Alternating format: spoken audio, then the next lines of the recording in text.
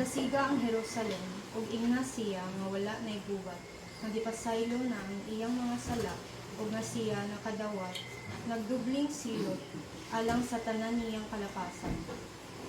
May usa ka tingog nga nagsinggo, pag-andam ug dalan alang sa Ginoo didto sa kamingawan. Himuan ninyo ang usa ka tul-id ug lapad nga dalan didto sa disyerto alang sa atong Dios. Abunuhi ang tanang walog, pataga ang tanang bukid, agang bungturan mahimong patag. Ugang dapit nga gansal-gansalon mahimong hapsay. Unya ipadayag ang himaya sa Ginoo, ug makakita niini ang tanan tawo, kay ang Ginoo mao'y nagsulti niini. Tunga sa habog nga bukid, ug Sion, ug gimantala ang maayong balita. O Jerusalem, tigmantala sa maayong balita, halasinggit, ug ayaw kahadlok. Ingna ang mga syudad sa Huda, ania na ang imong Dios. Ania na ang Ginoong Dios, ug maghari na gayod siya. Ania siya, dala ang katawhan nga iyang giluwas. Sama sa usa ka magbalantay sa karnero, pasibsibon niya ang iyang kahayupan, ang mga lati iyang tubuso, o gagakon ang ilang inahan. Ang pulong sa Ginoo. Salamat sa Diyos. Basa kinutlo gikan sa ikaduhang sulat ni San Pedro. Apan mga higala, ayaw ninyo hikalimti, nga sa Ginoo ang usa ka adlaw, ingon sa usa ka libo ka tuig. Ugang usa ka libo ka tuig, ingon lamang sa usa ka adlaw. Ang Ginoo dili maglangan pagtuman sa iyang gisaad, sumala sa gihunahuna sa uban. Apan siya nagpailog kaninyo, kay dili siya buot nga may usa nga malaglag, kundili nga ang tanan maghinulsol ug mobiya sa ilang mga sala. Apan ang adlaw sa Ginoo moabot ingon sa usa ka kawatan. Niadtong adlaw ang kalangitan mahanap uban sa kusog nga dinaguo ug ang mga planeta ug mga bituon sa kalangitan musilaog ug maut-ut ug mahanaw ang yuta uban sa tanan nga anaa niini. Ug sanlit kining tanan laglagon man niining paagiha, unsa may angay ninyong buhaton. Kinahanglan nga magkinabuhi kamo nga balaan ug ihalad ang inyong kinabuhi ngadto sa Dios. Samtang maghulat kamo sa adlaw sa Dios ug buhatan ninyo kutob sa inyong mahimo aron moabot pagdali ang adlaw nga ang mga langit musilaog ug maut-ut ug ang mga planeta ug ang mga bituon sa kalangitan mga tunaw tungod sa kainit.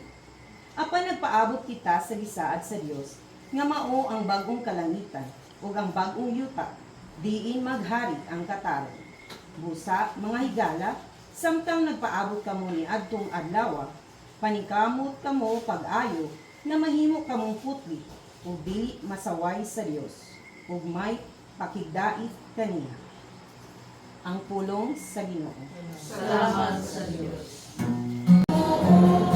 O gagaka kami sa pagtuman sa imong mahal nga kasuguan. Haleluya, ang dama ang gianan sa Ginoo ug tugira ang iyang mga dalan. Ang tanang katawhan makakita sa kaluwasan sa Dios. Haleluya. Ang Ginoo manaka niya. Manaw sa kalagim. Nutlo ikan sa Ebanghelyo sumala ni San Marcos. Himayaon ikaw, O Ginoo. Ang ipahinumduman sa Ginoo diha sa kanunay nga itong pag-andam. No?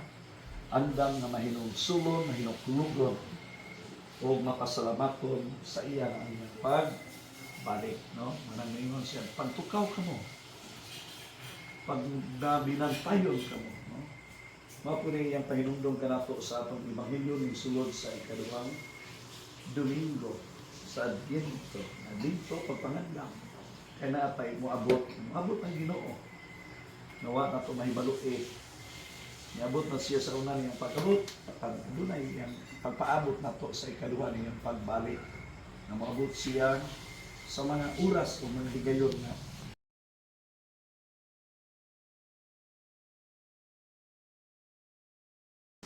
Boy Scout, no? Always prepared. Be prepared, no? Kanang lagi handa. Manana ko na. Basta nga punta din na pagpapalalo. Mubiya lang tanin kinabuhian. Sakit ang atong dughan kasing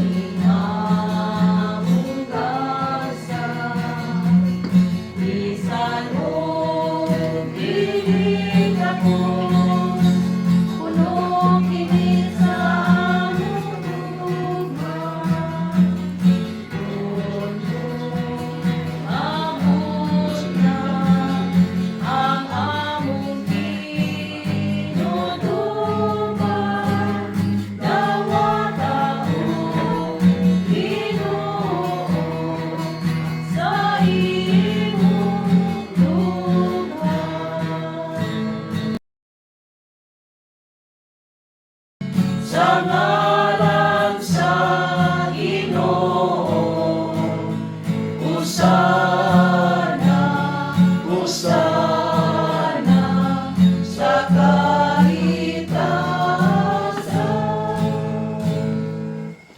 Santos gid ikaw Ginoo ang turan sa tanan Amo